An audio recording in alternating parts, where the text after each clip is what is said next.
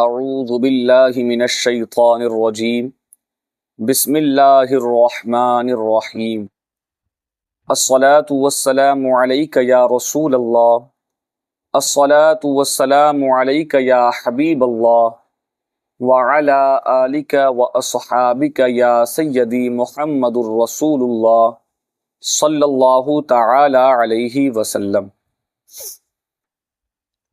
آج گلزار دبستہ حصہ اول کا سبق نمبر 3 ہے۔ اس سے پہلے سبق نمبر 2 میں ہم لوگ مفعول کی حالت دیکھو یہاں تک مکمل پڑھ چکے تھے، اور آج یہ فعل لازم ہیں، فاعل اور فعلوں کے واحد اور جمع پر خیال کرو، یہاں سے آج کا سبق شروع ہے۔ جیسا کہ میں نے پہلے ہی آپ لوگوں کو بتایا ہے کہ جو اسباق آپ کو پیچھے پڑھائے جاتے ہیں ان کا تعلق آگے والے اسباق سے ضرور ہوتا ہے، یعنی آگے ہم جو کچھ پڑھیں گے وہ سب کہیں نہ کہیں پیچھے والے اسباق سے ہی ملے جلے ہوتے ہیں۔ تو اگر پیچھے کے اسباق آپ کے یاد ہیں تو آگے آپ کے لیے بہت آسانی ہے۔ چونکہ ابھی شروعات ہے، آپ لوگوں کو سمجھانے میں تھوڑا سا وقت جاتا ہے، لیکن اگر ان باتوں کو آپ غور سے سنتے ہیں اور تمام چیزوں کو سمجھ کر پڑھتے ہیں تو اگرچہ ابھی شروعات میں سبق ہم کچھ کم پڑھا رہے ہیں، آگے چل کر آپ لوگوں کے لیے یہ بہت مفید ثابت ہونے والا ہے،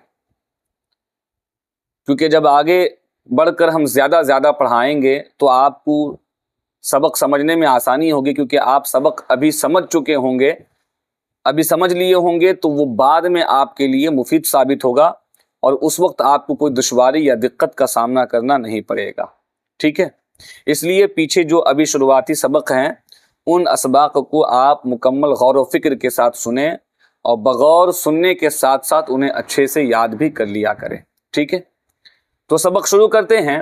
نمبر 9 جو لکھا ہوا ہے، نمبر 9 جو نشان بنا ہے، دیکھیں اسے، یہاں لکھا ہے یہ فعل لازم ہے۔ کیا لکھا ہے؟ فعل لازم ہے۔ اب آپ لوگ یہ بتائیں فعل لازم کہتے کسے ہیں؟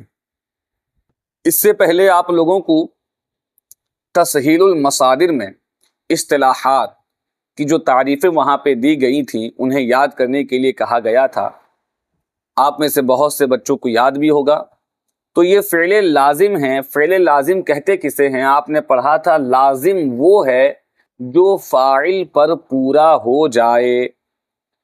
تسہیل المصادر میں پڑھا تھا نا آپ نے کہ فعل لازم وہ ہے، لازم وہ ہے جو فاعل پر پورا ہو جائے۔ تو یہ فعل لازم ہے، یعنی یہ فعل لازم جو ابھی ہم پڑھیں گے، جو جملے یہ لازم والے جملے ہوں گے، اور یہ سارے جملے فعل اور فاعل بس انہی دونوں سے مل کر پورے ہونے والے ہیں، ان کو مفعول کی ضرورت نہیں پڑنے والی ہے۔ ٹھیک ہے، تو فعل لازم کی تعریف کیا ہے؟ فعل لازم وہ فعل ہے جس کا معنی فاعل سے مل کر پورا ہو جائے، ہے نا، مفعول کی جس کو ضرورت نہ ہو اسے لازم کہتے ہیں۔ ٹھیک ہے، تو اب جو جملے آ رہے ہیں وہ لازم والے ہیں، اور ان کے فاعل اور فعلوں کے واحد اور جمع پر ہمیں خیال کرنا ہے، یعنی کہ کام کرنے والا فاعل اگر اکیلا ہے تو جس فعل کو ہم پڑھ رہے ہیں، چاہے وہ فعل ماضی ہو، چاہے وہ مضارع ہو، چاہے وہ مستقبل ہو، چاہے وہ حال ہو، تو ان کا جو صیغہ آئے گا، اگر واحد کرنے والا فاعل ہے، فاعل کرنے والا واحد ہے، تو جس فعل سے اس کا تعلق ہوگا اس کا صیغہ بھی واحد آئے گا، اس میں علامت واحد والی آئے گی، اور اگر کرنے والا فاعل ایک نہیں بلکہ جمع ہیں، زیادہ ہیں، تو پھر ان کے لیے جمع کا صیغہ استعمال کیا جائے گا۔ ٹھیک ہے، تو اب سبق دیکھیں آپ لوگ۔ پہلا جملہ احمد آمد۔ احمد آمد معنی کیا ہوگا؟ ترجمہ احمد آیا۔ آمد اس کا مصدر کیا ہے؟ آمدن۔ آمدن مصدر سے ماضی کیا بنتا ہے؟ آمد۔ علامت کون سی ہے؟ دال، چونکہ واحد غائب کی علامت کیا ہے؟ تا اور دال، تو یا تو تا آ جائے یا تو دال آ جائے، تو آمد میں دال یہ علامت ہے واحد غائب کی۔ ٹھیک ہے نا، تو آمد کا معنی ہوتا ہے آیا، یہ فعل ماضی ہے۔ کون آیا؟ احمد آمد، احمد آیا۔ تو دیکھیں آنا ایک فعل ہے اور جو آیا وہ فاعل ہے، تو احمد آیا تو فعل اور فاعل دونوں سے بات پوری ہو گئی نا، اب مفعول کی ضرورت اسے نہیں پڑی۔ اسی طرح ہمہ بودند، ہمہ بودند سب تھے، تو دیکھیں سب یہ فاعل ہے اور جہاں تھے رہنے والے تھے، تو جس جگہ تھے کسی جگہ تھے، تو جہاں تھے جو تھے یہ کیا ہے؟ رہنا، رہنا کیا ہے؟ فعل، اور جو لوگ تھے وہ لوگ فاعل، تو لوگ تھے فعل فاعل، بات ختم ہو گئی، مفعول کی ضرورت انہیں نہیں پڑی۔ تو اس میں جتنے جملے ہیں وہ سب فعل فاعل سے پورے ہو جائیں گے، ان کو مفعول کی ضرورت نہیں پڑے گی، ان کو مفعول کی ضرورت نہیں پڑے گی۔ دوسری بات دیکھیں، احمد چونکہ یہ واحد ہے تو اس کے لیے واحد غائب کا صیغہ استعمال کیا گیا آمد، لیکن جیسے ہی فاعل ہمہ استعمال کیا گیا، فاعل ہمہ یعنی جمع کا صیغہ جمع استعمال کیا گیا، تو اس کے لیے صیغہ بھی جمع کا لایا گیا، جمع غائب کا۔ دیکھیں بودند نون دال، یہ جمع غائب کی علامت ہے، ٹھیک ہے؟ تو ہمہ بودند سب تھے، ہمہ بودند سب تھے۔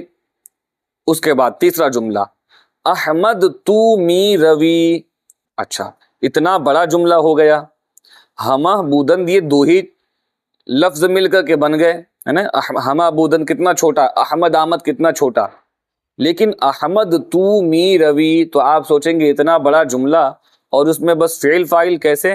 تو میں بتاتا ہوں، دیکھیں احمد تو می روی، ترجمہ کیا ہوگا؟ احمد تو، کیا احمد تو جاتا ہے، کیا احمد تو جاتا ہے، جاتا ہے کا ترجمہ کہاں سے ہوا؟ تو می روی، می روی، روی اس کا مصدر کیا ہے؟ رفتن، اس سے مضارع بنا رود، اور یہ مضارع نہیں ہے بلکہ حال ہے کہ مضارع سے پہلے می یا ہمی داخل کر کے حال بناتے ہیں، تو می روی تو جاتا ہے۔ اب چونکہ یہ سوالیہ نشان یہاں لگا ہوا ہے تو اب کیا پڑھا جائے گا؟ احمد تو می روی، کیا احمد تو جاتا ہے؟ تو بتائے جانا کیا ہے؟ فعل، جانے والا کون ہے؟ احمد، تو فعل فاعل سے مل کر جملہ پورا ہو گیا، مفعول کی ضرورت انہیں یہاں نہیں پڑی۔ تو احمد تو می روی، کیا احمد تو جاتا ہے؟ شما کے می روید، تم سب کب جاتے ہو؟ می روید یہ بھی حال کا صیغہ، تم سب کب جاتے ہو؟ اس کے بعد غور کیجئے، احمد آیا تھا تو احمد کے لیے واحد حاضر کا صیغہ روی استعمال کیا گیا، لیکن جیسے ہی شما استعمال کیا گیا، جمع استعمال کیا گیا، تو دیکھیں صیغہ جو آیا ہے روید، یہ بھی جمع حاضر کا صیغہ استعمال کیا گیا، تو واحد ہے تو صیغہ واحد، جمع ہے تو صیغہ جمع، ٹھیک ہے؟ من می آیم، میں آتا ہوں، من می آیم، میں آتا ہوں، تو دیکھیں من استعمال کیا گیا تو آیم استعمال کیا گیا، من می آیم میں آتا ہوں، ما نمی آئیم ہم نہیں آتے ہیں، ما نمی آئیم ہم نہیں آتے ہیں۔ تو یہ فعل لازم کے جملے تھے، آپ غور و فکر کریں، یہ سب کے سب لازم ہیں اور سب فعل اور فاعل سے مل کر ہی پورا ہو جا رہے ہیں۔ اب دیکھیں نمبر 10، یہ فعل متعدی ہیں، فاعل کے ساتھ ان کے مفعول پر بھی خیال کرو۔ اب متعدی ہے تو مفعول بھی ہوگا، ظاہر سی بات ہے، آپ نے پڑھا ہے تسہیل المصادر میں، متعدی وہ ہے جو فاعل کے ساتھ ساتھ مفعول کو بھی چاہے۔ تو فعل متعدی وہ فعل ہے جس کا معنی فاعل کے علاوہ مفعول کو بھی چاہے، ہے نا؟ فقط فاعل پر اس کا معنی پورا نہیں ہوگا بلکہ مفعول آئے گا تب اس کا معنی پورا ہوگا، ٹھیک ہے؟ دیکھیں زیادہ تفصیل سے ہم اس پہ گفتگو نہیں کر سکتے ہیں چونکہ وقت بہت زیادہ ہو جاتا ہے اور آج کچھ زیادہ ہی سبق پڑھنا ہے، ٹھیک ہے؟ تو دیکھیں اب یہ جملے متعدی والے ہیں، سب سے پہلا جملہ دیکھیں اور فاعل کے ساتھ ساتھ ان کے مفعول پر بھی خیال کرنا ہے کہ مفعول کون ہے، ٹھیک ہے؟ میں انشاءاللہ آپ کو سمجھاؤں گا، آپ دیکھیں پہلا جملہ احمد خط نوشت، احمد خط نوشت۔ اب بتائیں نوشت اس کا معنی کیا ہوگا؟ نوشت کا معنی لکھا، نوشتن مصدر ہے، اس سے نوشت فعل ماضی بنا، ٹھیک ہے، نوشت اس نے لکھا۔ تو اب اس نے لکھا تو اس نے کس نے؟ احمد نے، احمد نوشت، احمد نے لکھا۔ کیا لکھا؟ احمد خط نوشت، احمد نے خط لکھا۔ تو اب دیکھیں لکھنا یہ فعل، لکھنے والا احمد فاعل، جس کو لکھا، کس کو؟ خط کو، تو خط کیا ہوا؟ مفعول۔ تو اب دیکھیں یہ متعدی ہے تو فعل فاعل مفعول، احمد فاعل ہے، نوشت فعل ہے اور خط مفعول ہے۔ تو یہ تین جملے، یہ تینوں چیزیں فعل فاعل مفعول مل کر کے فعل متعدی بنے۔ احمد خط نوشت، احمد نے خط لکھا۔ ٹھیک ہے، سمجھ گئے آپ؟ اسی طرح سارے جملے ہیں، آپ خود غور کر لیں گے، ٹھیک ہے۔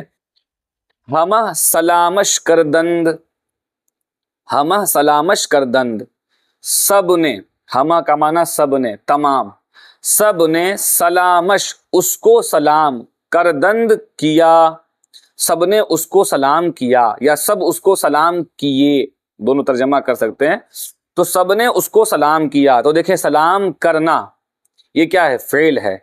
کس نے سلام کیا؟ سب نے، تو سب کیا ہوئے؟ فاعل ہوئے۔ کس کو سلام کیے؟ سلامش اس کو سلام کیے، تو جس کو سلام کیے وہ مفعول، ٹھیک ہے۔ ہمہ سلامش کردند، سب نے اس کو سلام کیا یا سب اس کو سلام کیے، ٹھیک ہے۔ ہمہ استعمال کیا گیا تو کردند استعمال کیا گیا، احمد استعمال کیا گیا تو نوشت استعمال کیا گیا۔ کرنے والا واحد تو اس کا صیغہ واحد، کرنے والے جمع تو اس کے لیے صیغہ جمع کا، ٹھیک ہے۔ آگے دیکھیں، تو درس گرفتی، تو درس گرفتی، تو کا معنی ہم تو لے لیں گے، درس کا معنی سبق لیں گے۔ گرفتن مصدر ہوتا ہے پکڑنا یا لینا، اب اس سے گرفتی یہ بھی ماضی کا صیغہ ہے۔ گرفت، گرفتند، گرفتی، تو نے پکڑا یا تو نے لیا۔ تو اب یہاں پہ ترجمہ ہوگا تو درس گرفتی، کیا تو نے سبق لیا، کیا تو نے سبق پڑھا، ہے نا، کیا تو نے سبق پکڑا، کیا تو نے سبق لیا۔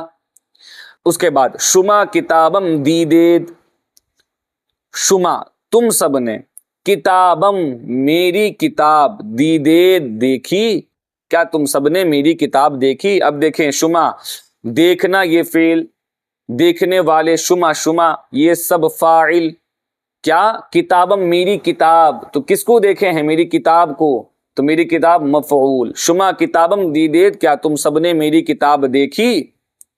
یہ سمجھ رہے نا یہ سارے جملے؟ آگے دیکھیں، سگے دیدم، میں نے ایک کتا دیکھا، سگ کا معنی ہوتا ہے کتا، سگے کوئی یا ایک کا معنی ہم کریں گے، ٹھیک ہے۔ سگے ایک کتا، دیدم میں نے دیکھا، تو دیکھنا فعل، میں نے دیکھا فاعل، کس کو دیکھا؟ کتے کو، تو وہ مفعول، ٹھیک ہے۔ بتے دیدے، بتے، ٹھیک ہے۔ بطخ، بطخ، بتے کا معنی بطخ، جو سفید رنگ کا ہوتا ہے نا، پانی پہ رہتا ہے، پانی وغیرہ میں، گھروں میں بھی پالتے ہیں لوگ بطخ۔ تو بتے دیدیم، ہم نے ایک بطخ دیکھا یا ہم ایک بطخ دیکھے، تو بتے دیدیم ہم نے ایک بطخ دیکھا۔ تو اب ہم نے دیکھنا، دیکھنا یہ فعل، ہم جو ہم لوگوں نے دیکھا ہم فاعل، اور جس کو دیکھا ہم نے، کس کو؟ ایک بطخ کو، تو وہ کیا ہوا؟ مفعول۔ سمجھ گئے یہ سبق؟ آج سبق یہیں تک رہے، کل انشاءاللہ یہاں سے اس کو پڑھا دیا جائے گا، ٹھیک ہے۔ سبق یہیں تک آج کا۔